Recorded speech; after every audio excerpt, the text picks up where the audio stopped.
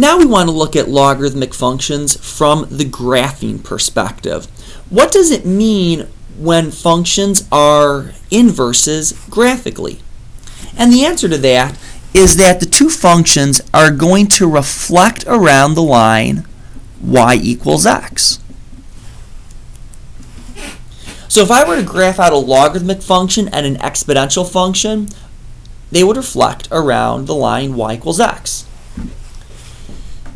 So here's the example I want to do. Y equals log base 2 of x and y equals 2 to the x. We're going to put those on this coordinate plane right here.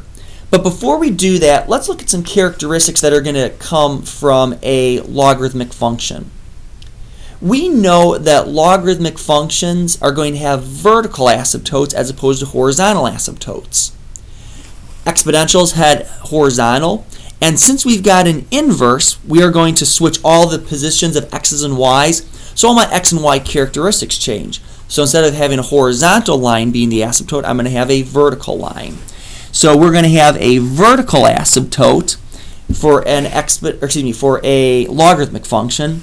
Is there a horizontal to a log? The answer is no, we are not. We are only having a vertical asymptote for a logarithmic function. When we translate logarithmic functions, once again, the horizontal is going to be inside our quantity.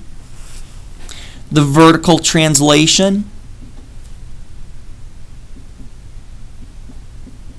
is going to be outside parentheses.